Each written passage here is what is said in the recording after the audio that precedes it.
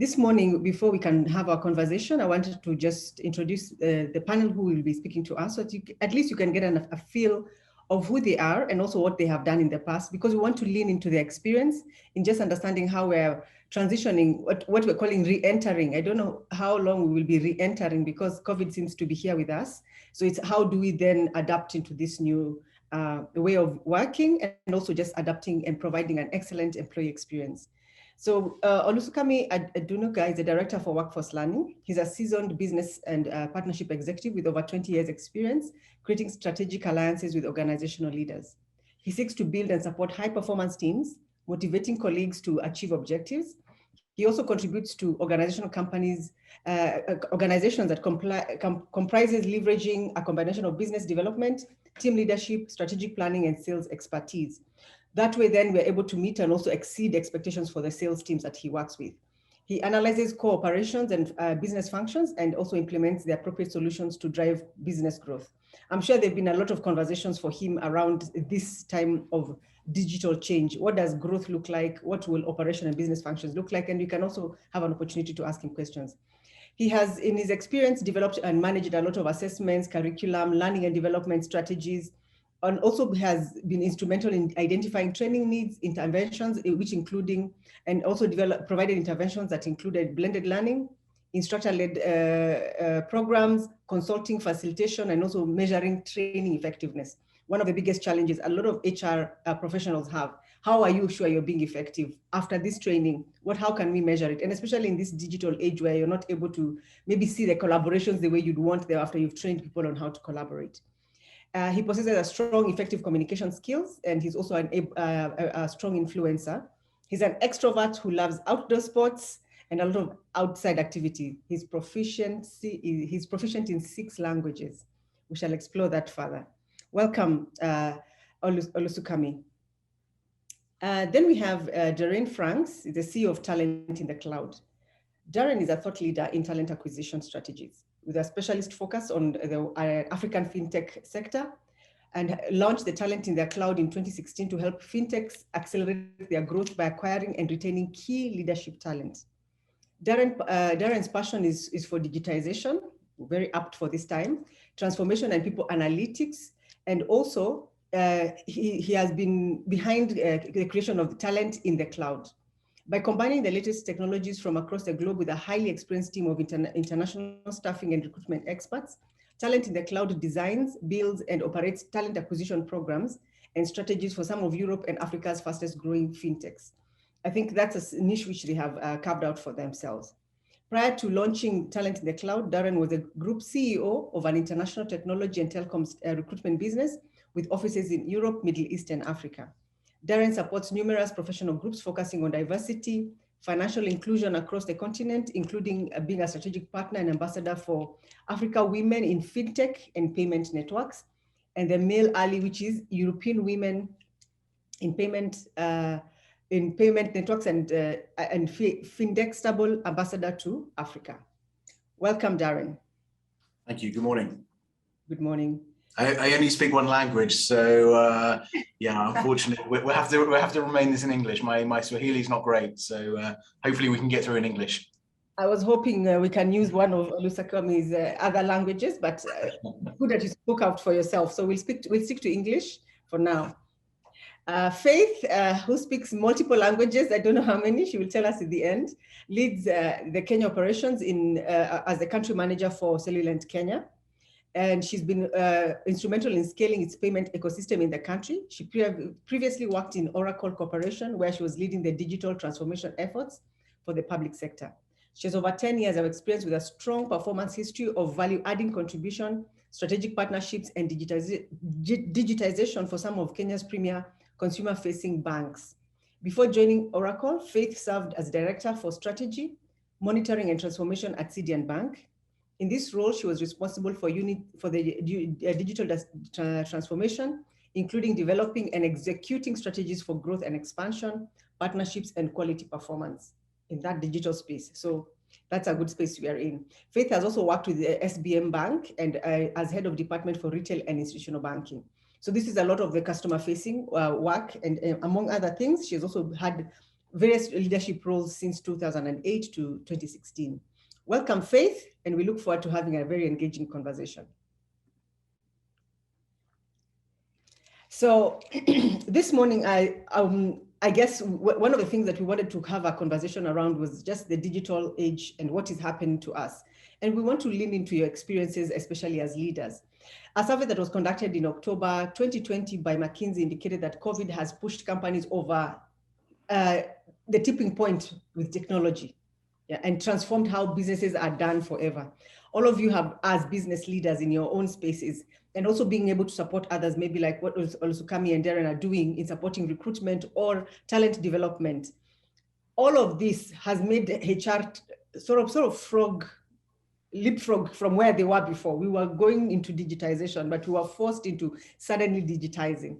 And that also meant that digital transformation has to include not just something that we develop, we have time to experiment and scale it up and pilot it, etc. I just want to ask from your own experience, and especially in the organizations you worked, maybe we'll start with you, Faith, as a business leader who's also been in that digital transformation space. What does that look like now in terms of helping the people digitize and scale up? Because we don't have the luxury of let us experiment, let's pilot, then let's scale up slowly by slowly. What has been your experience post-COVID, especially because this is not how we did business. Maybe you can tell us a bit about what that looks like for you and what has changed in the way you develop digitized products.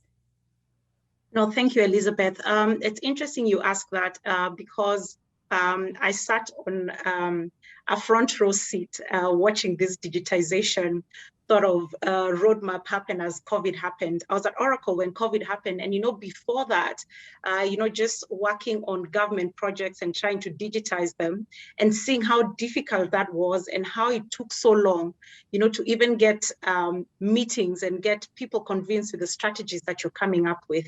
And then to see COVID happen and suddenly have government want to fast track some of these decisions.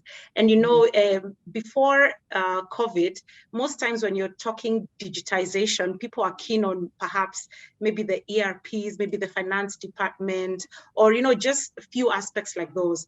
But suddenly what COVID has done is that it's brought in the new angle. Now I want to digitize how I handle my people when it comes to HR. I want to digitize customer experience as well.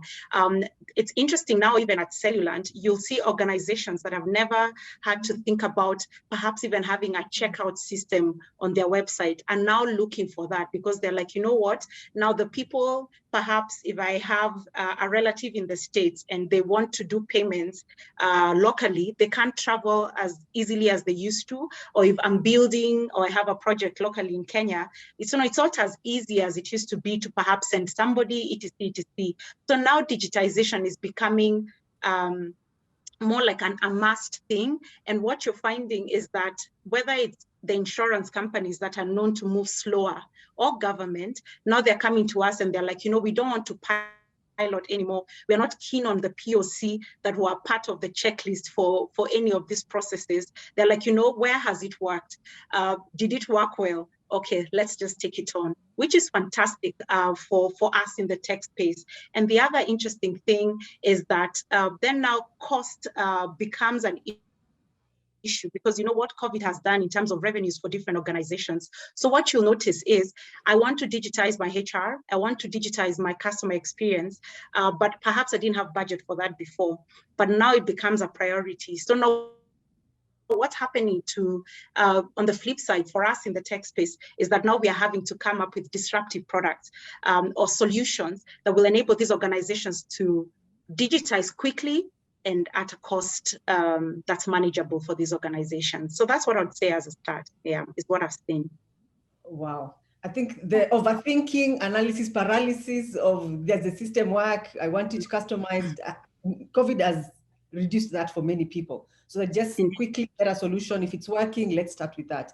Maybe to you, Darren, you say you support a lot of fintech companies, and forgive me for my pedestrian thought, but everybody now is in fintech, if you ask me, because everyone has something to do with money and technology on their platform. Yeah. Everybody has become fintech. Fintech traditionally maybe defined banks and some financial services and technology businesses. But now every business is a technology business. It's no longer we are manufacturing or we are selling clothes. If I'm selling clothes, I'm in fintech because I have to get my money digitally and I have to sell my product whatever. Online. So how are you redefining business as we re-enter this new market, as we now come into, this is our new normal? How are you then supporting fintech companies in terms of even just recruitment and all those things and platforms that you're able to support? What is the new normal for you and what has been your experience now? Okay, thanks, Elizabeth. I think you're right. Everyone is a fintech these days, right? Whether you're selling shoes online or you're a payments provider or a PSP like Cellulant. I think the market has changed drastically in a very, very short period of time. The one thing for the fintech and the core fintech industry, so we're talking about the likes of Cellulant and DPO Group and some of the big sort of fintechs or payments providers in Africa and certainly in Kenya. Actually, COVID has probably accelerated their growth. Certainly for a lot of our clients, it really has, because of all the reasons that we've just discussed, right? The faith that's just going through, a lot of companies have had to digitize. They haven't had a choice. It's not a luxury now. It's now absolutely essential to maintain their business or to accelerate their business. So we've seen a lot of growth. We've seen some really, really interesting acquisitions and some mergers that have happened over the last 2 years or so, which I don't think anyone would have thought of when we wind the clock back to January 2020, I think it was, wasn't it? Was that when COVID? Everything's a blur these days. Dates are all just merged into one. But when that, when the panic and the pandemic really kicked off, I don't think anyone had any idea that some of these, big ticket deals would happen. So I think that's been really good for the sector. What we are seeing, though, I'm going to give a slightly sort of negative side in some respects to some of the technology companies in Africa, is now they are not just competing locally for talent, they're now competing internationally for talent. What I mean by that is historically there's been a bit of a brain drain. Certainly where I'm sitting here in South Africa, it's happened a lot in Kenya and Nigeria, where talent goes overseas, goes to the US, goes to Europe, goes to Asia Pac, physically. So having to uproot their lives and perhaps their families and move physically to another location. What's happened over the last 2 years is that remote work, which I'm sure you've covered many, many times during this session, remote work is now a normal thing. So if I'm sitting in Europe and I need to hire a really good mobile money expert, where am I going to go? Well, the first place I'm going to go is Kenya, because that is, there is no better case study for mobile money globally than Kenya, right? With obviously with M-Pesa. So what we're seeing is a lot of international companies are now looking at talent in Africa and saying, you know what? You don't need to move. We don't need to go through the expense as a business of relocating you overseas.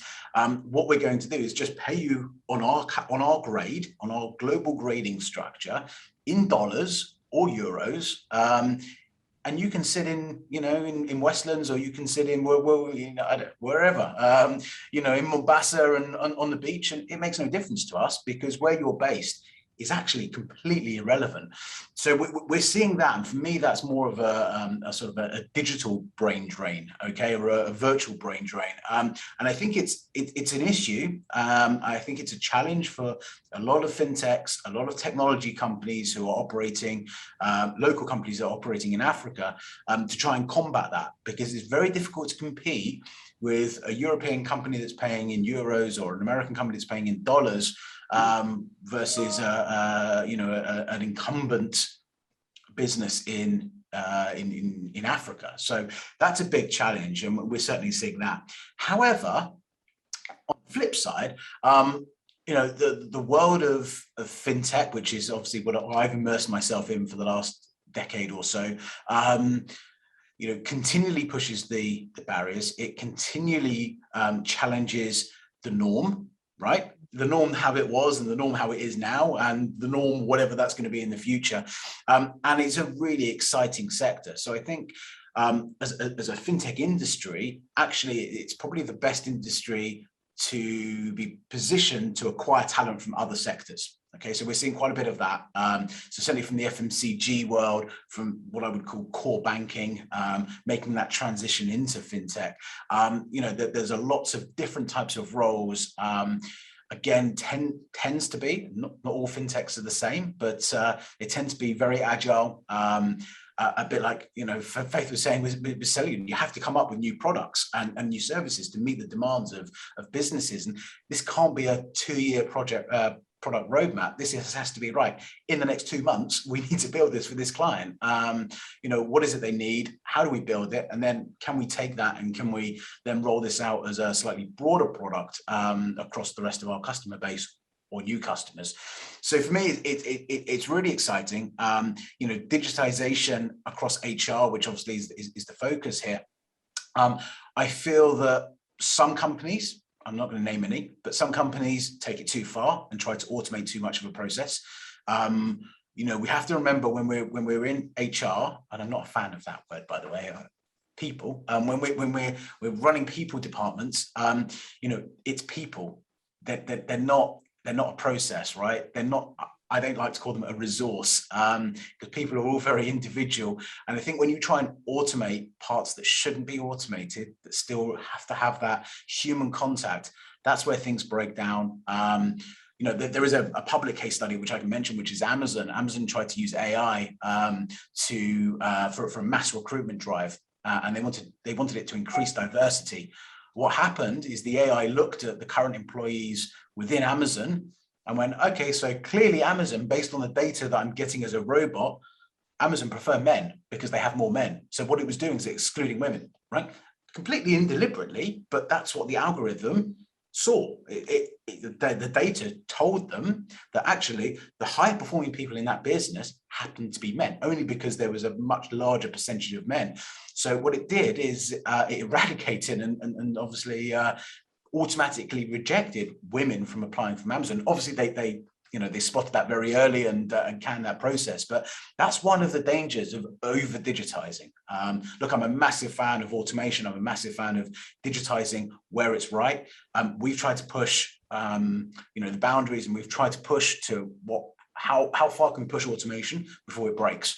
And there is a fine line, and that's why I'm a big believer of kind of human and machine, and kind of that RoboCop, if anyone remembers back. I'm showing my age now, but sort of the Terminator might be a little bit more relevant. So I think it's that blend between human and machine. It's really, really important. Yeah. All right. Thanks, Darren. I think I would like to lean into just what you mentioned about personalizing the experience, because with digitization, and we have moved into this new way of doing business, we're digitizing everything. And if every process is then digitized, we are losing out on that people experience. As HR professionals, we are hired to create an exceptional people experience, and the employee experience is going to be our competitive advantage. As you said, money is no longer the attracting factor, because I can get that from Europe without moving from my seat. I don't have to, the kind of packages people are being offered and thrown at is going to be very different. Maybe just to you, Olesakami, sorry. If you think about training and development, and that's, I think, where your forte is, maybe you can could you kindly just maybe tell us a bit more about what has been your experience over this past pandemic crisis mode where we have been, and how we are moving into the new era, and how do we really personalize this? I know we're telling people go into LinkedIn Learning, get a module and take it over, yet we're asking people to collaborate, to share ideas. People are also tired of, I don't want to just be at home reading off the internet. So my job is on the computer, my trainer is on the computer, my discussions on performance on the computer. Many people, so to speak, and especially in Africa, we want to gather.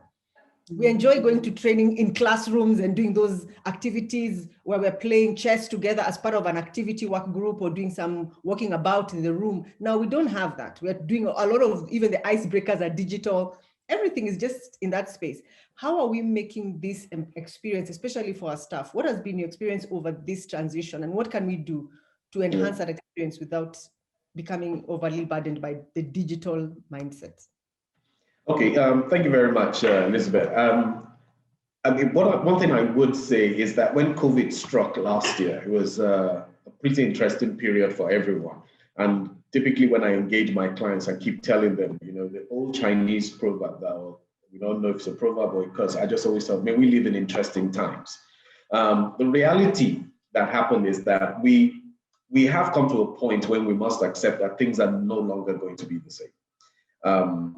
We've lived in a world where we've been so used to operating in a particular way, but I think it is safe and prudent to say these things are no longer going to be the same. The world in which we know it, our external environment itself has changed, and it's become our new normal, and it's become a very recurring phrase that we use. The reality is this is the way we're going to continue to operate by adapting and adopting new ways of learning. And these changes that are happening, you know, they have implications for businesses, individuals, and organizations. It's safe to say that that human element that we'd like to bring into it, COVID itself has taught us there's a lot of technology that we can adopt. And we typically as trainers always tell our people, oh, the only thing constant is change. And so we have to learn to adapt and adopt to this change as well. And when we're looking at learning, and for us in environment and having engaged organizations within our space and within the West Africa sub-region, there's an immense level of uncertainty. And I wanted to piggyback on something that Darren said earlier, where there is now immense competition for talent. And when there is immense competition for talent, it means the rate at which people are reskilling and upskilling has also gone several notches higher. Organizations are no longer thinking of a workforce, they're now thinking of a work source. So talent is globally dispersed. People are seeking talent from where they are. Digitalization and digital transformation itself is rapidly increasing, where you are putting people in positions now and they don't necessarily have to sit in your country. Talent is now just one click away. And so that is an experience that we have also seen. And then organizations and individuals themselves have learned to develop a level of agility that allows them adapt to this change. I think, if the best of business continuity plans in 2020 would have been thrown to tatters because nobody ever planned and anticipated COVID. And of course, when we say organizations need to adapt, Jack Welch once said, if the rate of change externally exceeds the rate of change internally, then the end is near. So organizations need to quickly respond, and individuals also have to quickly respond to this change. So in my experience, what I've seen is that it's doing the same thing the same way as we've always done it was necessarily a guarantee of failure. And so we must continue to adapt, and very quickly, I must say, because agility is very key to survival here. And we must be deliberate also in adopting sort of like an outside-in view. So what's happening externally? How do we respond to this internally as individuals and within our businesses? And that's where you support organizations to begin to adopt technology and at a much faster rate. So a lot of questions we asked organizations at that time, and I think they also asked themselves, and how it connected to how they're developing people, how they're beginning to skill up people. It's really asking, what is the external environment going to look like in a post-COVID world? We continually talk about a post-COVID world, but when is the post-COVID world? We're going to continue to live like this for a pretty long time. There isn't a definite period when we're going to roll back the carts into the barns. Okay, COVID is now over, back to normal. The reality is this is how things are going to be. And what individuals and organizations need to think of in this regard is, how is this going to impact me? So what are the changes I need to make? What capabilities or competencies or skills will I now require in this new normal? And so that's a change that COVID itself has brought about. I think that human element that we always talk about, that we want, an element of it is still there. And what we have been doing a lot now is adopting a hybrid to those deliveries. A lot of organizations have been quite innovative.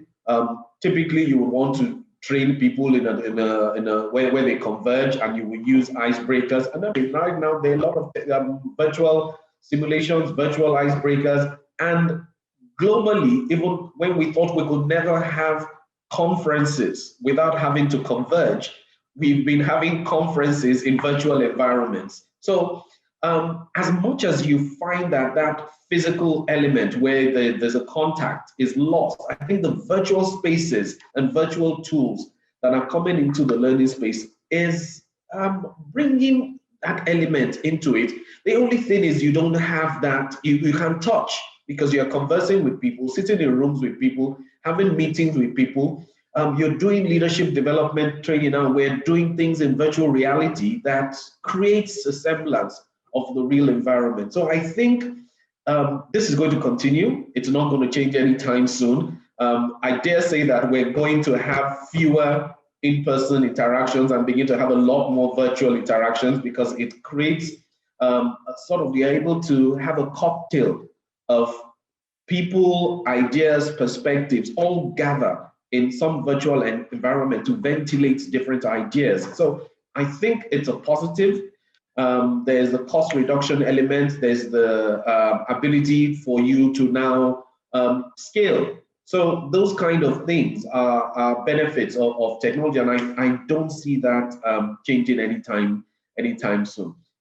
We have to just adapt to the situation. That's what I would say, and that's been my experience. Right, thank you, Sokami. It's interesting how we want to we digitize everything, for sure. As you say, we'll never roll back the curtains. So even those things that most companies did as stopgap measures are likely to continue on as the way we do business going forward. We digitized a lot of things. We digitized the way we do HR, especially the people practices. Now, one of the reasons why HR was digitized is so that we can remove a lot of the transactional services and provide the professionals an opportunity for them to make the organization visible both internally and externally, and essentially to build what we call the employer brand, right? Then with digitization, what Darren and Sokami are telling me is that I can get talent from anywhere. Anyone can work for me on short projects. I pay them premium money. We don't have to talk about extra benefits. After all, everyone is at home. So we don't have to talk about leave days. We just want to talk about deliverables. It's no longer about the relationships within the organization. It's about what can you deliver for the organization. Now, maybe to you, Faith, and anyone else would like to respond to the issue. I wanted to ask about how are we going to balance, especially in this new way of doing business, employer brand versus employee loyalty. A lot of our engagement efforts are to build loyalty to our company. But now what we're doing is through digitization, I'm loyal to me. Who gives me most money? Who gives me most satisfaction? I can hop, skip, and jump. There's so much information because digitization also came with a lot of, it is just information overload. Type software engineer, you'll get from Canada, Australia, Africa, every part of the world. All your competitors are also there. And because no one has to move, now you're no longer feeling, even your current employees are already at stake. How are you managing engagement, your employer brand? What have been your experiences maybe with your clients or with your partners? And maybe specifically for you, Faith, as a business leader, retaining your top talents and ensuring employee loyalty. I don't know how that works for you in this era.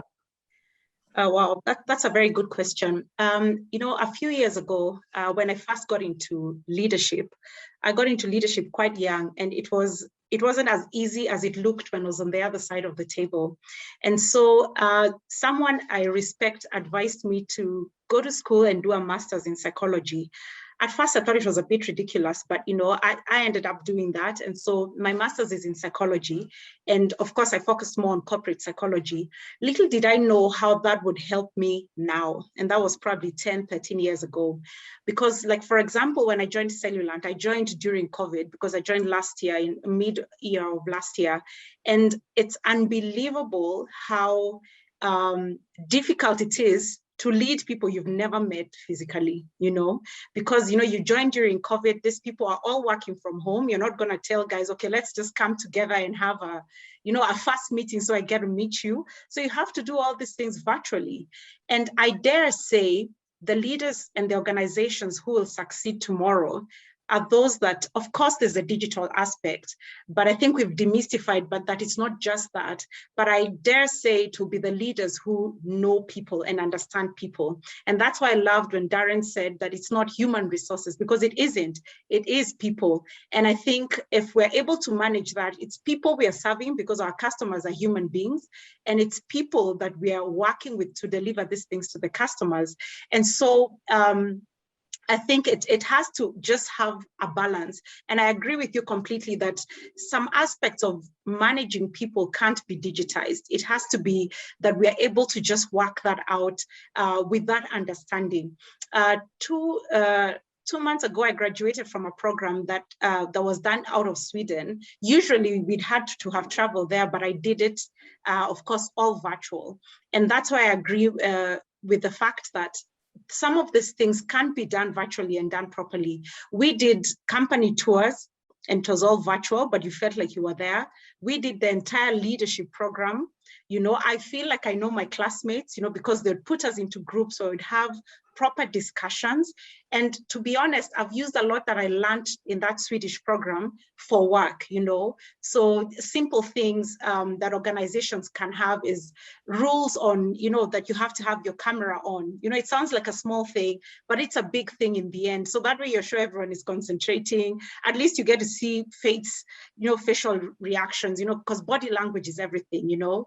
The other day I had a meeting with some multinational company, and because the meeting was on Friday, they said that they have a no Zoom day, and if they have to have Zoom, they don't put their video on. And I guess that caters for the Zoom fatigue, so to speak. You know, so organizations just have to be creative with what we have, because we are people. Yes, we get fatigued by some of these things that happen digitally. So just get that balance, you know. So I think it is possible to A, be able to manage people in that sense. Then B, I think organizations have to take care of from the top all the way down. And what do I mean? What do the shareholders think? You know, what's making up the board composition? Sunny Bindra did a fantastic article the other day on, you know, moving forward, what the board constitution needs to be like. And he talked about, you know, do we have people who are 20 to 35 years old? You know, if we want, even as HR or as people, managers, if we want to be relevant in the future, we need to be able to have these millennials as part of our teams, you know, as part of the decision making, because these are the people we are selling to, and they're really determining how the world goes. Last year, the most popular downloaded app last year was TikTok. You know, the first time I heard about TikTok, I thought it was ridiculous, you know, like I'm like, who does this? But look at it now, you know, people are making money out of it. So do boards have someone who understands TikTok? You know, probably if we asked even in this room today, how many of us on TikTok, I don't think so too many hands will go up, but it's the reality. So how can I use that as a people manager, you know, to just create relevance for products that I'm putting out there, for, you know, HR strategies that I'm putting out there, for business development strategies as well. And I think as people managers and talent managers, if we take care of some of these things, then we create stickability for our talent, so to speak. But I think even having said that, I think we need to remember that we are now global citizens. I have 3 sons. Every time I think about their future, I'm thinking about how to make them relevant as global citizens, because we're no longer just Kenyans or Nigerians or even East Africans. We are global. So anytime I think of keeping people, it has to be that I'm giving them that sort of space to be, you know, global citizens in the organizations that they're in the organization that they're in. So anytime like I'm creating a talent pool in the organization I'm working for, am I offering them, you know, that sort of training that they would get at Oracle, you know? Otherwise, if I don't give them that, they'll move, you know? Am I giving them the sort of exposure that they need? Because these millennials are looking for that. How am I setting up the structure? Is it too spread out? Is it too steep, that they feel like there's no growth. I have to think about that as a HR practitioner or as a people manager to make sure that the people I'm working with are growing. And I think this is maybe to even people who are in the job market and also looking to be hired. Now boards are looking for young people. I currently sit on 3 boards. And when these boards came looking, they were looking for a young woman. They said they're looking for someone between the age of 30 and 40.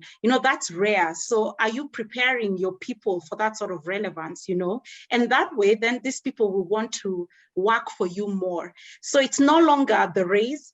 I believe it's no longer, like I'll give you 5% every year.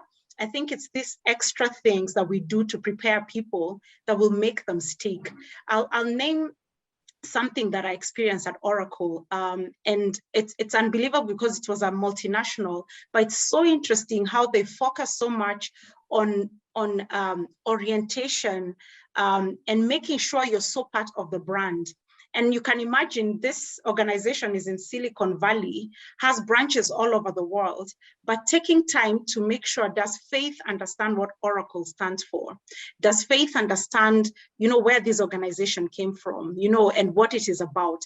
And note, all this was done virtually way before COVID, and there were detailed videos set up with the founder speaking about what their vision was, what they had in mind, etc., etc.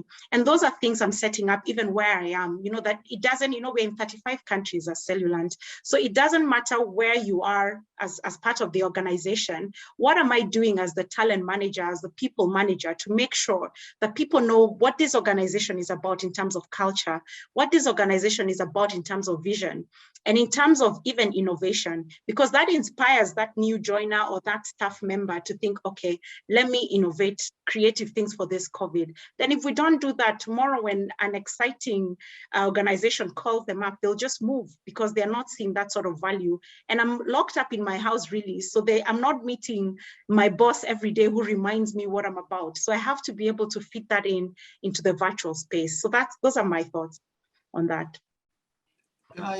Elizabeth, would you mind if I just build on that for a moment? Yes. I think when we talk about retention, I think it's important to be a realist. And there are people and there are certain job categories that are by nature a little bit mercenary, okay? And people will move for money.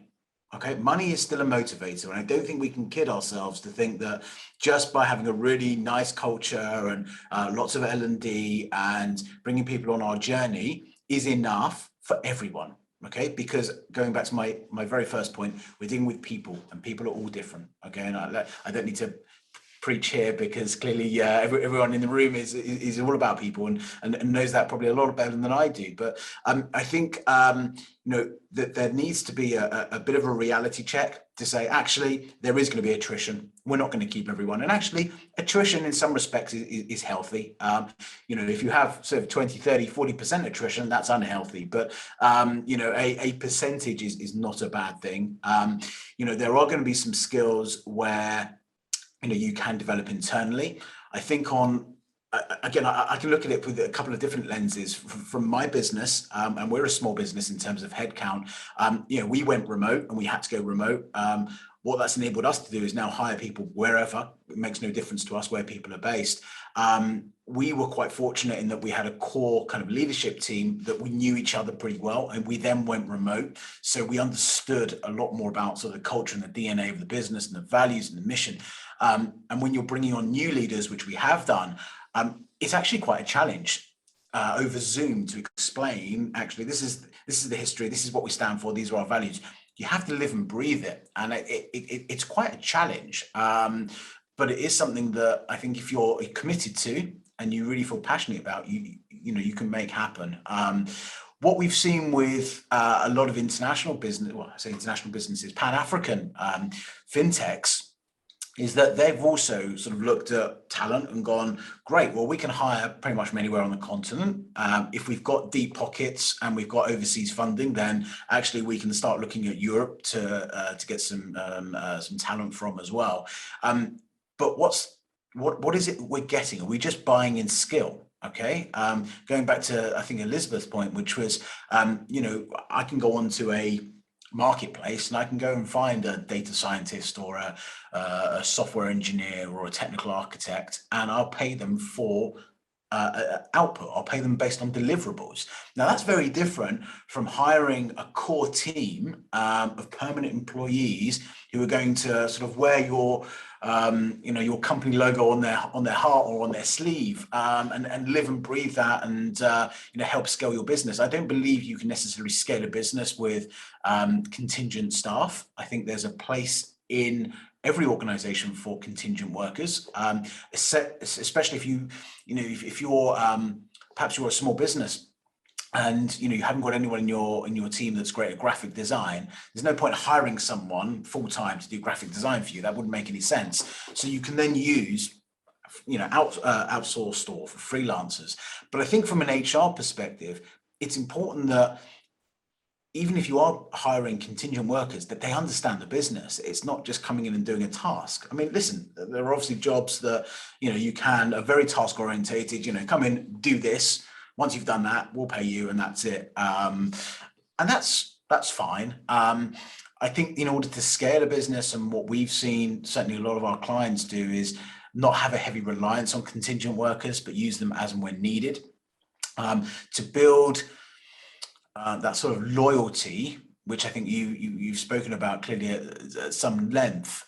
You know, now is and going back to the point we were talking about a little bit earlier, you know, a foosball table and a PlayStation and a coffee machine is not good enough to retain talent anymore. It may have been 5 years ago, but it's not now. You know, I've seen some wacky offices over the last few years, some in Nairobi, certainly in South Africa, and you go, wow, how much did you spend on that? And it's kind of aesthetics, and I don't think it's really, people really buy that anymore, and they look through that and go, actually, what does this company stand for? Again, in the world of fintech, what we're finding is if a company really has a mission and a vision and people that can buy into that, and different people are going to buy into different visions and missions, right? Some people may be really motivated by financial inclusion, but truly passionate about that. Then they're going to fit much better with a certain type of fintech than perhaps just a commercial fintech that's purely there to, you know, to generate sort of shareholder value. And there are others that are going to be way more motivated by career growth or by revenue growth or by TikTok, right? I saw a question come up there on TikTok. I've actually seen a fintech in South Africa now advertise on TikTok. First fintech I've ever seen on, well, one of the first companies I've seen, I think, advertise on TikTok.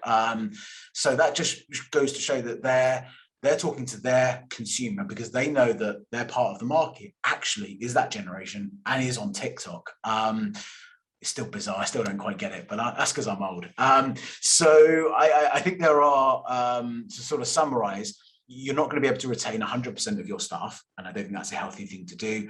I think you need to certainly have, be realistic and say there is going to be attrition.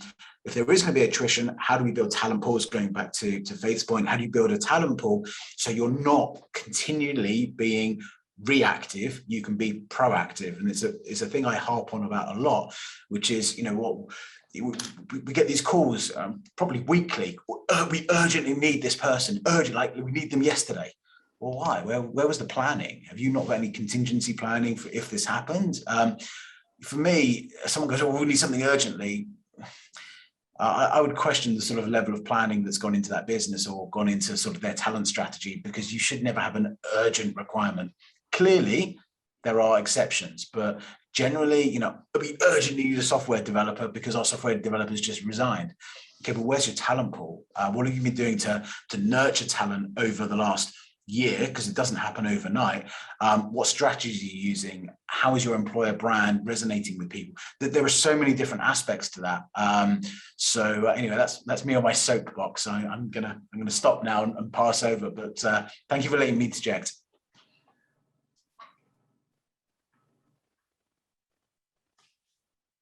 Okay.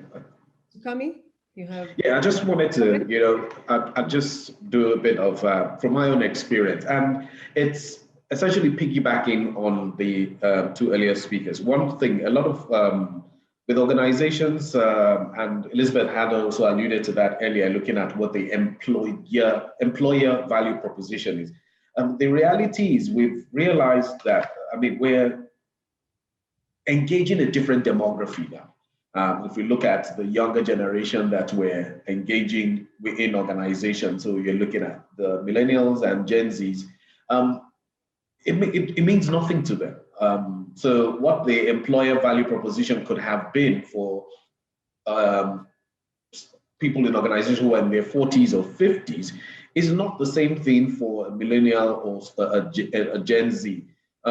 If we look at our local environment, we've seen organizations here in Nigeria or West Africa, for instance, where you see the big oil companies, and for people, the ideal was to work there for 25, 30 years, 35 years, get a huge payoff when you go into retirement. Well, the younger generation, that's not the case. They want you to pay me now. And they're not looking at building a 30-year career. They're looking at 2, 3 years, 5 years at the most, and they're moving on to something else. They're pretty nomadic. And that's what we've experienced. And now it's more prevalent within the tech space. Within our group, we have a tech subsidiary, and we've had the highest number of attrition over the last 6 months. We've lost about 15 developers over the last 6 months who were senior devs, but money was the motivator. So we created a nice environment. When they came into the business, we ran them as a separate entity where the culture was different because the work styles were different. They had PS4, PS5, they had sleep pods. Those were not motivators. When it push came to shove, it was somebody else who's in Sweden, somebody in Holland who's offering them $4,000, $5,000 a month, and they have flexible working arrangements. So for them, that was the motivator. So when we go into the employer value proposition or employee value proposition argument, we cannot divorce that from the compensation, because this generation is all about what do I get now? And speaking on TikTok, that's a generational thing. And when it was interesting when I heard that, and to be honest, I'm in training. One of the most engaging team bonding sessions delivered in the last 6 months have been because we were using TikTok. Strange.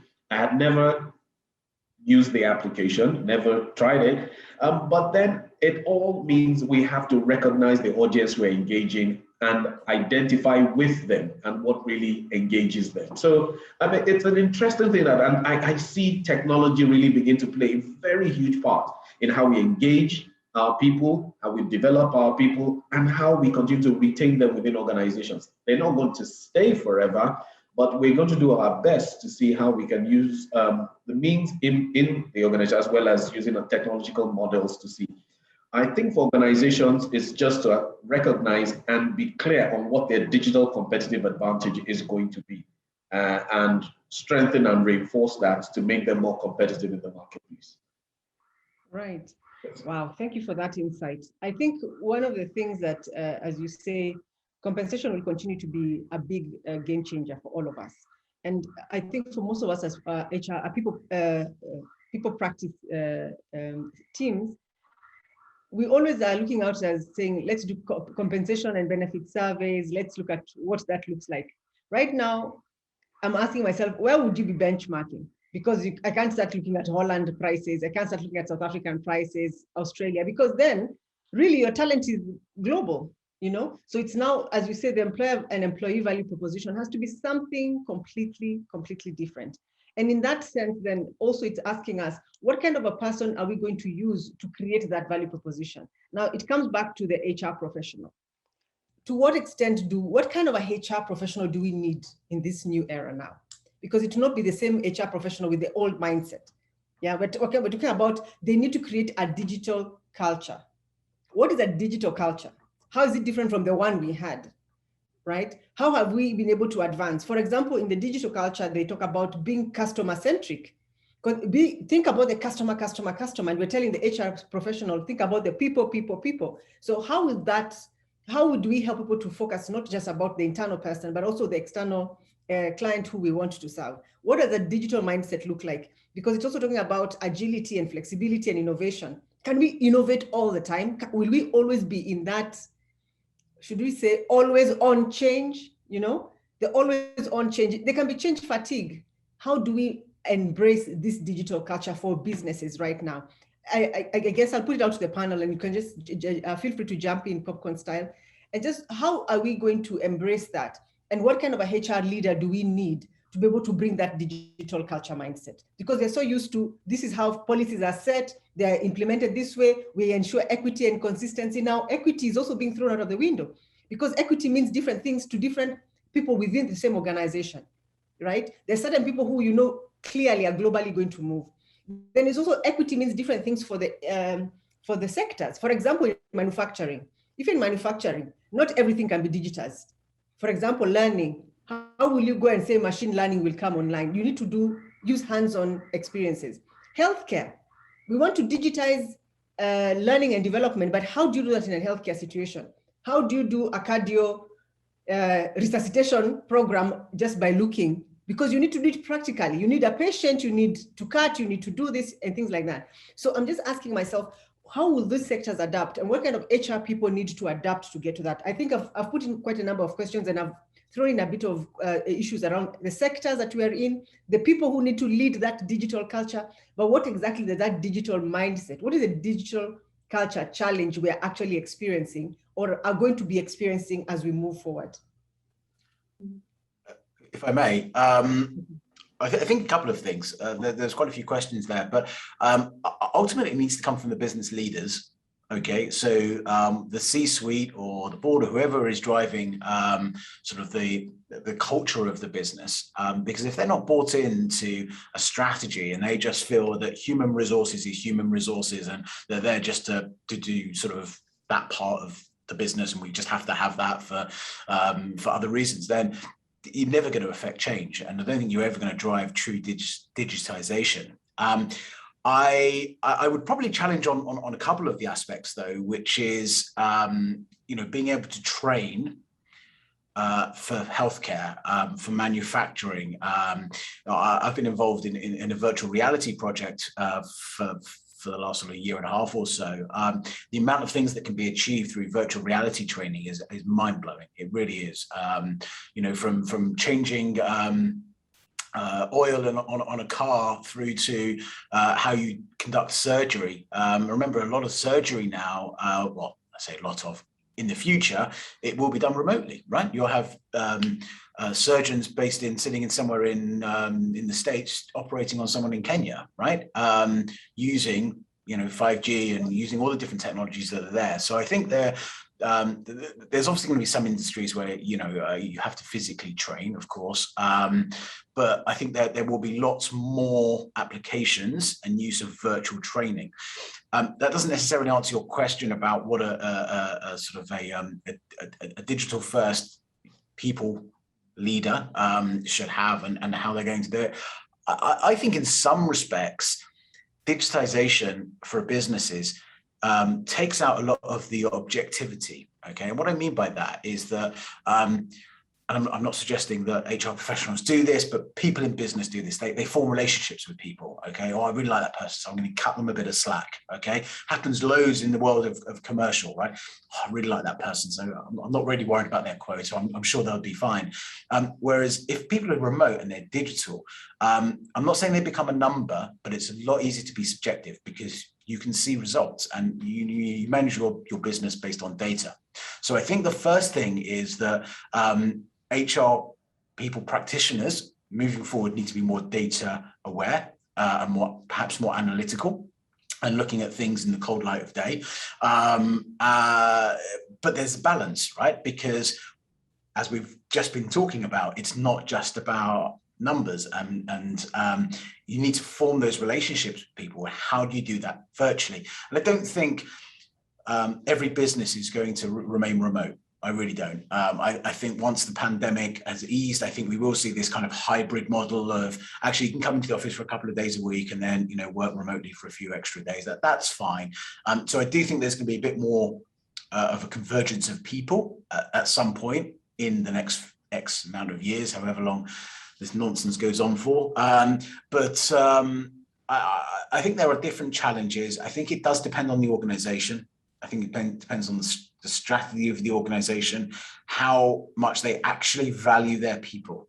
Because a lot of people that, you go onto most of the About Us pages or the career pages of lots of companies, and they talk about, all the stuff they think they should be talking about, but do they really, really, truly live that? Or is it just words they've picked up from a Google search? Quite a few are, I'm afraid. Quite a few are. And some big companies as well, right? You can see that I've noticed a couple where it's word for word. It's just cut and paste. And that's not true. That's because they think they should have a careers page or an About Us page.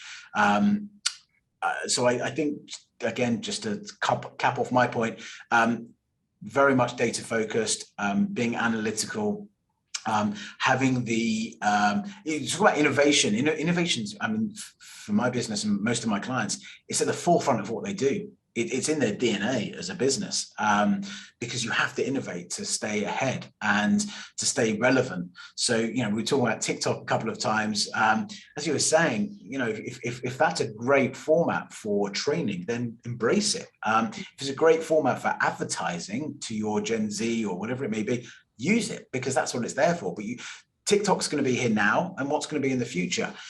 I don't know whether anyone here has ventured onto Clubhouse, but Clubhouse is an audio-only social media platform, and I jumped on this in December.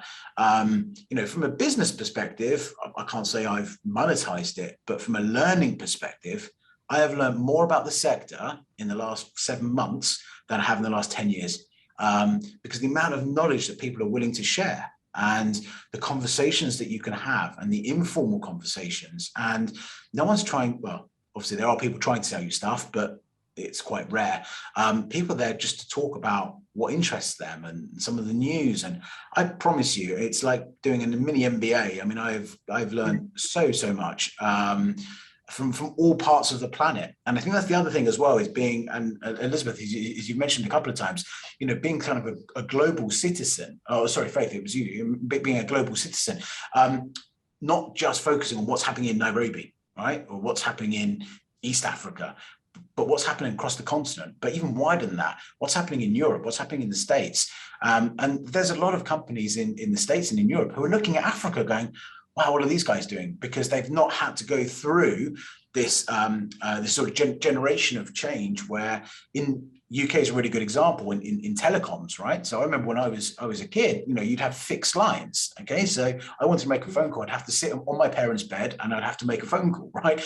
And it's fixed line. In most parts of Africa, completely jumped that, because there's been no fixed line. So it's gone from nothing to cellular. Okay, in the world of fintech, I'm not going to go on about that, but there's lots of different examples of where Africa's absolutely leapfrogged what people have been doing in the West, and you've got companies there that are looking in terms of what's happening here. So I think being more globally aware, having conversations with peers of yours in other countries and other regions is hugely important, because the world has become a lot smaller, and people are willing to share best practices, share ideas. Obviously, your competitors probably not, but I don't know, they might if they're looking at you as a potential acquisition. But if you want to hear what MasterCard are doing in the UK or in Europe,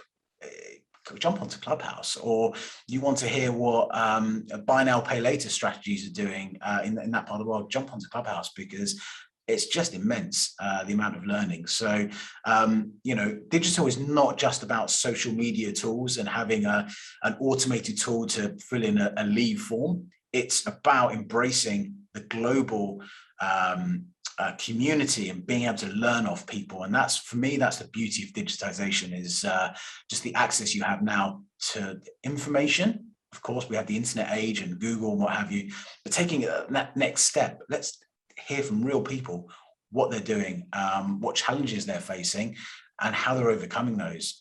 So that's for me the beauty of digitization. Wow, thank you, Sukami.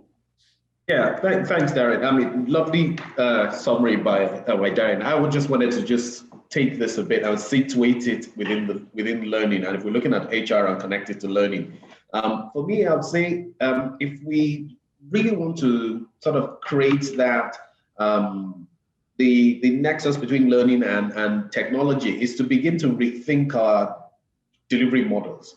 So learning would always take place, and then but if we want to ensure that we drive that with technology, we looking at those delivery models and adopting different means. I look at adopting things like content delivery. How do we deliver the content? So right now, a lot of learning is taking place, and I dare say a lot of organizations probably have saved a lot of cost by delivering learning virtually. So you're looking at virtual deliveries, creating easily consumable videos, simulations, some job aids that can be put within into digital formats. So you're also looking at e-tutoring or coaching.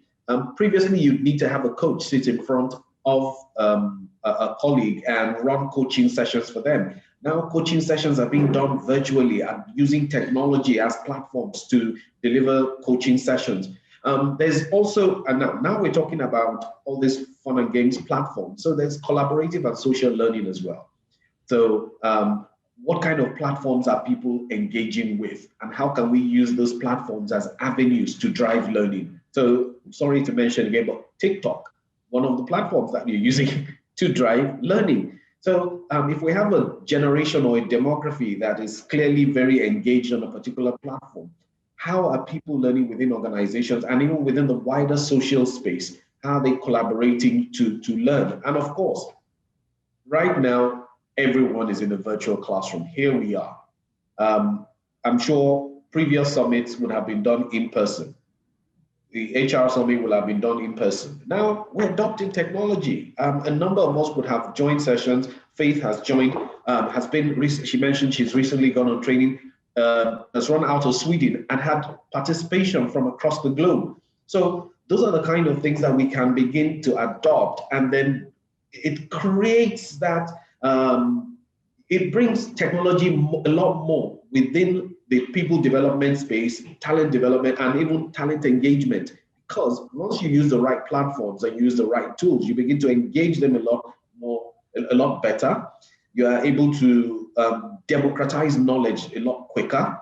And it may not necessarily be the only channel, because a hybrid also works. But I would say we can adopt these models and have a great deal of success with them using technology to drive learning. And I'm speaking specifically only to learning, but within the entire HR spectrum, technology would be a very, very useful driver for that. All right, thank you so much. I guess we will never walk away from this digitized environment. And I think it'll be injustice if I walk away from this conversation without talking about the impact of this technology on all of us. When I started working, just owning the computer, being in front of a screen was awesome. It was like a motivator that your job comes with a computer. Now, that is no longer a motivator. In fact, I'm asking myself, how many applications do we now have to put in front of an employee? So you join day one, you have to sign into the employee HR kiosk, then you have to join Yammer for communication, Slack for collaboration, then you're on WhatsApp group this, then you're on Telegram group that, then little by little, you have to put all your stuff on G Drive, then put some of the documents on SharePoint. Excuse me. My question is, with all this digitization, and then we're telling people work from home, and then you're telling them you're all by yourself. And then think about personalities. I am an extrovert. I'm energized by being around people. Even if we're just being around each other and everyone is doing their stuff, I just want to feel another person is around me. Introverts may be happy with this remote working business. I know, like a friend of mine, they had closed office, but everyone was going crazy because 3/4 of the people in the office are extroverts. They're like, no. We have to open an office. So they had to open an office just to make sure that people have an option of somewhere to go. And the question is, in this new place, how are we businesses going to adopt? How are we as HR people, maybe in this last 5 minutes of our conversation, talk about what is the mental health, where is the space for sanity in all this application? Because you wake up in the morning, this is ringing, that is ringing, you have a reminder here, you have a task going on, everything has become so digitized, you're taking pictures, you're collaborating, it's fine. But then what about the person? What about the person in these people who we're talking about? What is their experience like? Should we just go back to the office? Is remote really going to be the way to do business? Should it be for everybody? You know, because with a lot of digitization, with an emphasis on remote, what about our personalities? How do they come into play? What is the impact of too much, being over digitized? We're having digital lunches, we do digital dates, we're doing digital coaching. I mean, everything is on digital. Where's the human experience? And I don't know, maybe some people can tell us, I don't know what your experience has been with your employees. Is the demand now to come back to work or to still work remotely? And is it personality driven? Because for me, I think I want to be in the office. I want those humans around me. It's not for the coffee, I can assure you, it's for the people. I think I'll let my panelists handle the HR aspect. I'll handle it more from the commercial side so that we get both sides. And I still think like talent is still the holy grail of technological transformation. I think that won't change. But I also think that we always have to think at the end of the day of you know, what are maybe like 3 things that, you know, anytime you think strategy 101, what are the 3 things? You know, you think about profit, the bottom line, you think about reducing costs, and then you think about employee experience, yeah? Because that covers culture, etc., etc. So I think every leader, and you asked about, you know, the future, you know, what does the future HR manager look like? I think even the future HR manager needs to think about in those 3 aspects.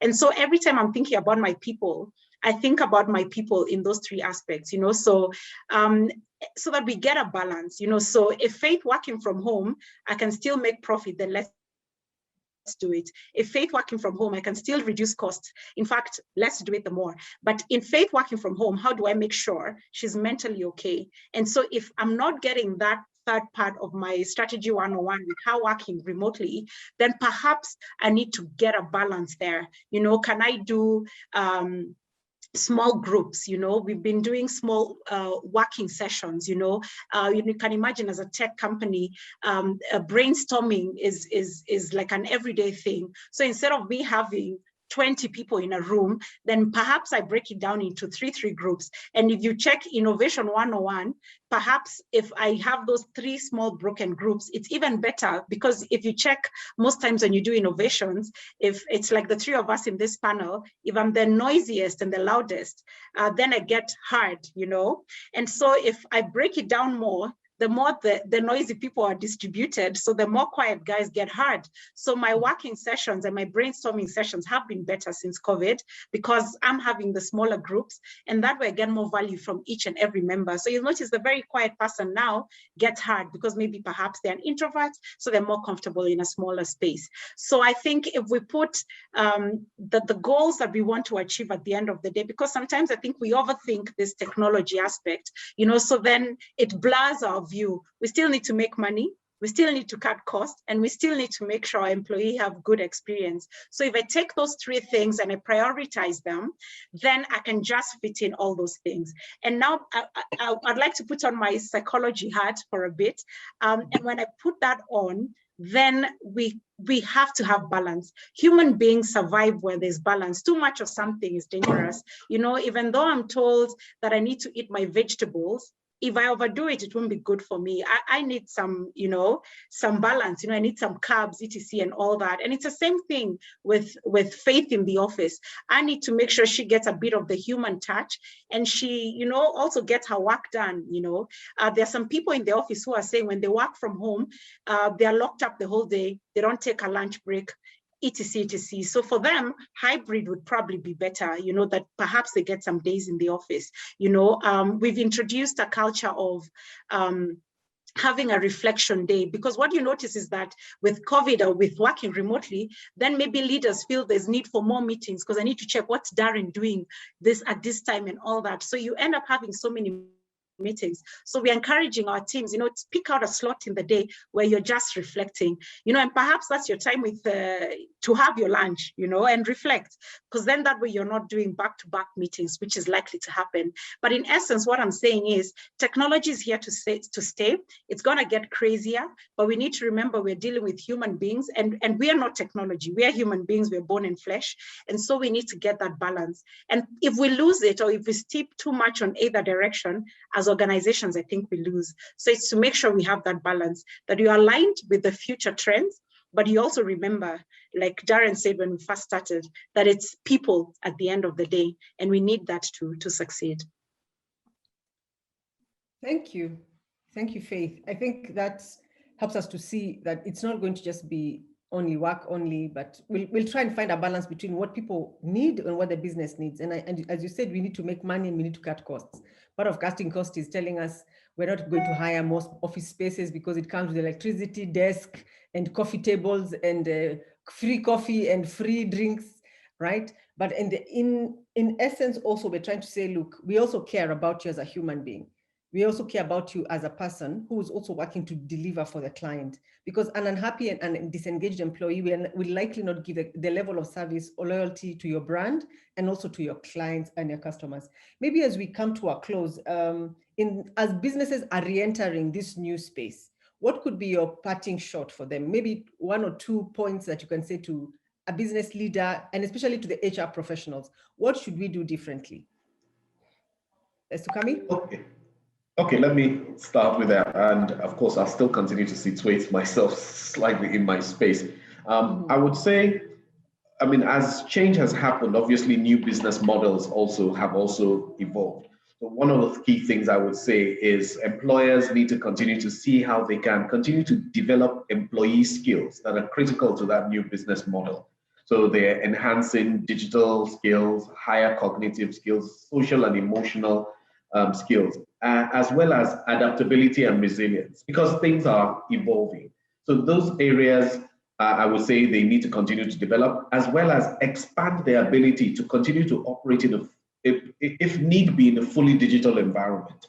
So if businesses need to be redesigned and innovation needs to come in, those kind of skills too need to be developed, where employees have the capability to quickly pivot if need be. That's agility to adapt to new scenarios, as well as having the level of emotional adaptability as well, to ensure that they're able to collaborate across teams, either in person or virtually. So in an evolving situation like we are, I wouldn't say we've reached any point where we can safely say we've arrived, but when things are continuing to evolve, we need to build the skills to ensure that there is a level of resilience that would ensure that businesses can thrive and succeed. So that's what I would advise. Right. Thank you. I think from my perspective, if we look at sort of the talent acquisition and the hiring side, I think it's really important that that a people department is looking at being proactive rather than reactive, building talent pools. It's not good enough just to have a database or a list of people. How are you engaging with those people? Treat your talent pool like you treat, or like your marketing team treats their prospects in their business, in their part of the business as well. They're nurturing, they're informing, they're engaging. You have to be doing that with your talent pools across all different levels. Be realistic. There's going to be attrition in your business. You are going to lose people, and that's just a fact of life. But make sure that you're set up and you have some contingency plans in place, and that you have a living and breathing talent pool where you can go and effectively cherry pick candidates from that already know your brand, have already bought in. You can see their engagement levels. You know whether they are the right sort of skills or not, because they've been through a qualifying process. So that would be my my sort of top tip for a Thursday morning. And I've only had 1 cup of tea, so you're gonna have to bear with me. It is well. Thank you, Darren. Faith, over to you. I think my parting shot would be, I think talent and talent managers are the future. I think they're the new chief executives. And even as I say that, I think every leader in any organization is a talent manager. You know, so many times we also push it to just the HR department, so to speak. So I think part of the the role of a HR manager or talent manager is to empower every leader to be able to do that talent pool, to be able to just have that succession plan ready, to be able to just train these people so they're understanding how to handle talent. And having said that, my second thing is that technology is here to stay and will keep changing. But what's more important is to be aware of how the world is changing as well. Now it probably makes more sense in an auditing firm to hire an entrepreneur, or someone who's studied anthropology, or really that perhaps it doesn't even matter as long as you can train them for experience. That we should be also able to just open up our minds to just having that diversity as the business needs be. If you look at the people who have gotten Series A, Series B, Series C funding in the last few years, or even the last 2 years, you'll notice it's, just out of the box businesses. And, so what stuff are they having on board that are helping them come up with these sort of innovations? Look at banks, look how neobanks are beginning to be the in thing. So what kind of people do I need to hire to make sure that I'm future ready? And sometimes it might mean that 21-year-old who's asking for their entry salary to be $4,000, and to just be open to that sort of thing. So I think HR managers need to also think a bit more openly in terms of what kind of people we hire, so that we can be now a bit more future ready. Yeah. Right. Thank you so much. We need to be future ready. We need to think about the technologies we are using for learning and development. We need to understand that our talent is going to come from a global platform going forward, even as we enter these markets. It's not a one size fits all. Our talent pools are going to be different. As people, practitioners, coaching talent and promoting organizational change is going to be it's the only way to survive. Because many times we were looking at, before the disruption, where we wanted to digitize so that we can manage recruitments and reduce all the operational elements, and then think about employer branding by giving incentives and good pay and saying we are competitive in our market, and then maybe offering training which people go into like just in person. But that, from the crisis, we have actually seen that has shifted. The priority right now is training and development. How do we develop skills for the future? Agile people. How are we developing a digital mindset? How are we creating an enabling environment for people to be able to do task shifting? Not just saying I'm focused, my specialty is A or B or C. And then the other thing is also an issue of performance management. People are no longer in the office where you can see them. It's no longer management by walking around. It's management by results. What do those results look like? It has forced the businesses and even the HR leaders to work in collaboration with other managers within the organizations to say, look, how do we define achievement? How do we measure it? It's no longer about when you clock in or clock out. It's not that anymore. It's not about following the policy on leave days because everyone is at home. Are they on leave or are they at work? How does that work now? How do people actually disengage from technology and work and actually take a break for their mental health? And then recruitment. Where are we getting our talent? Does everyone have to come where we are, or do we have to go where they are? Yeah, we used to go to universities to look for students, but now globally, everyone is applying from other universities, which makes it competitive. Do we redefine our policies and say, look, we're going to give priority to the Kenyans and then, because without boundaries, what we're calling geographical boundaries, nobody is moving, therefore there's no work visa restrictions. What has that got to do with compliance, regulatory issues that need to be now begin to be addressed even for business leaders? Because many times we've just said, let's hire somebody from Europe, from Canada, or from Nigeria, because they can work from where they are. What does that mean for us from a tax perspective, from a compliance perspective? And then the bigger issue with digital is the digital footprint. There's so much information out there.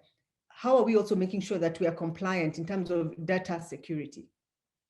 People professionals. These are the people who are going to come and sue you in a few months and say, look, you put all my data out there. You've been publishing me. You're using my picture for advertising and you never paid me. You know how millennials just turn on you. It's personal loyalty, nothing more. I don't know how we're going to do that. And then the employer brand. What is the value proposition to the employer, to the employee, and how do we build loyalty? It's not an easy game, but I think we have already started on the journey. We're in a good space. There are things to still think about and explore, and this conversation will continue. Thank you for engaging with us today. And over to you, Hans Kipkorir.